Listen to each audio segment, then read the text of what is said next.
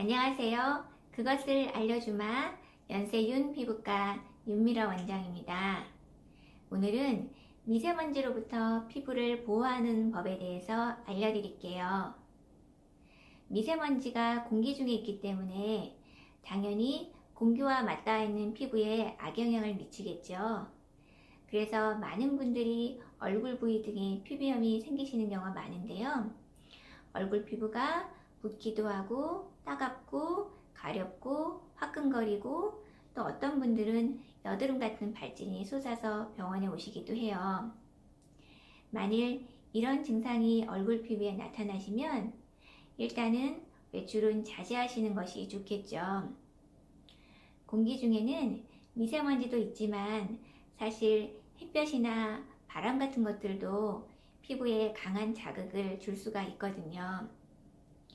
그리고 피부에 직접 닿는 것들은 비누나 화장품 같은 것들도 있잖아요. 사실 비누 사용도 최소화하시는 게 좋으세요.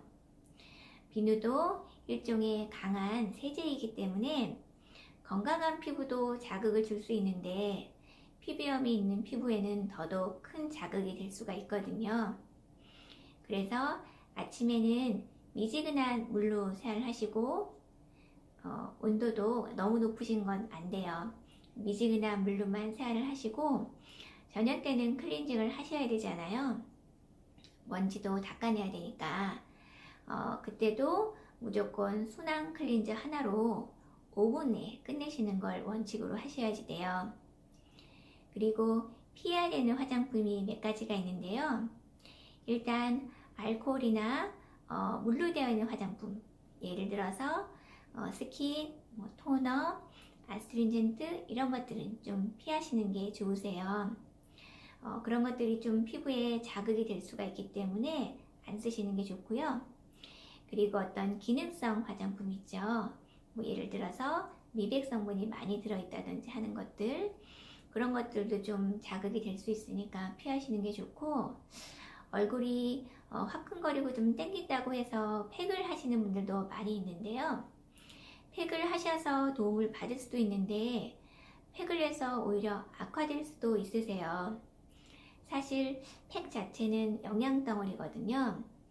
우리가 막 체해서 못 먹었을 때 그때 조금 이제 회복기에 들어서 못 먹었으니까 빨리 보충을 해야지 해서 고기 같은 거 생드시 먹고 그러시면 사실 조금 위험하잖아요. 회복기에 들었을 때는 죽부터 시작하시는 것이 위에는 더 안전할 수가 있잖아요. 마찬가지예요.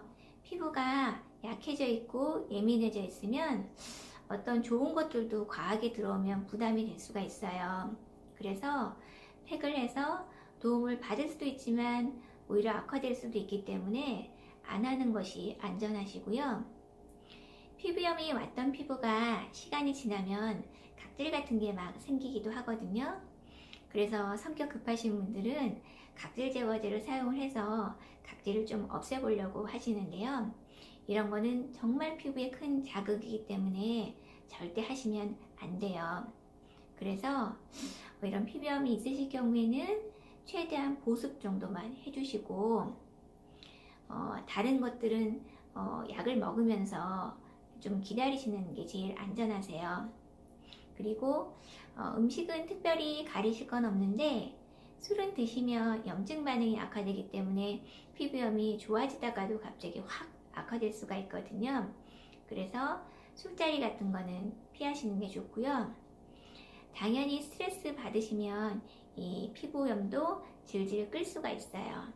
그래서 스트레스 덜 받으시고 잠도 좀 푹 주무시는 것이 도움이 됩니다.